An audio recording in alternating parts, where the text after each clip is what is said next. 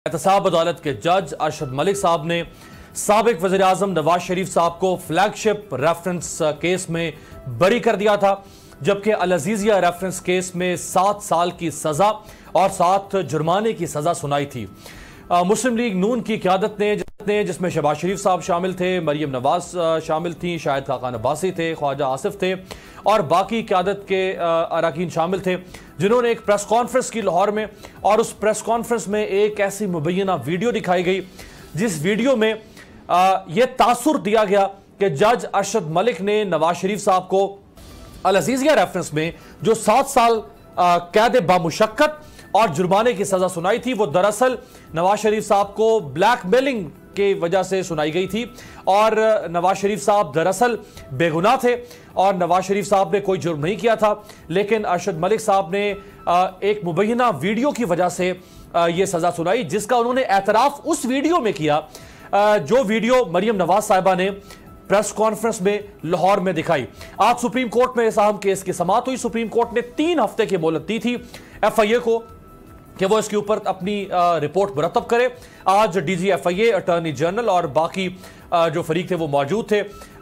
आज रिपोर्ट पेश की गई। सुप्रीम कोर्ट के 3 रुकनी बेंच ने समाअत की और तकरीबन 3 से 4 दिन के बाद इसका बाकायदा तौर पर तहरीरी फैसला सुप्रीम कोर्ट की जानिब से जारी किया जाएगा। आज की समाअत में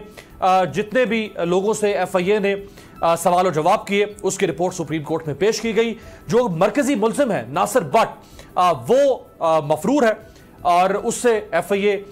उसका बयान या उसका मौक़िफ़ शामिल नहीं कर सके। और अब देखते हैं कि 3 से 4 दिन के बाद जो फैसला आएगा उसमें सुप्रीम कोर्ट मजीद क्या डायरेक्शन देती है। जो तकरीबन ये तफसीली रिपोर्ट मेरे पास है, जिस तफसीली रिपोर्ट के अंदर वो तमाम सवाल और जवाब मौजूद हैं जो शहबाज शरीफ साहब से किए गए, मरियम नवाज साहिबा से किए गए, इसके अलावा नासिर जंजुआ जो एक और मुबैना किरदार उससे किए गए, महर जिलानी से किए गए, इन दोनों का जिक्र किया था जज अरशद मलिक साहब ने अपने इस एफिडेविट के अंदर, जिसमें उन्होंने कहा कि इन्होंने कोशिश की थी कि वो मुझे जज तैनात करवाएं और इसके पीछे जो मुबैना तौर पर कोशिश थी या साजिश थी वो ये थी कि फिर मेरे जरिए से फैसला जो है वो करवाया जा सके। लेकिन अरशद मलिक साहब कहते हैं कि उन्होंने इनके सामने झुकने से इनकार कर दिया, बावजूद ये कि इन्होंने उनकी एक मुबैना वीडियो जिसका जिक्र भी हुआ सुप्रीम कोर्ट में, 2 वीडियोस थी जिसके बारे में आज सुप्रीम कोर्ट ने इस्तफसार किया। एक वो वीडियो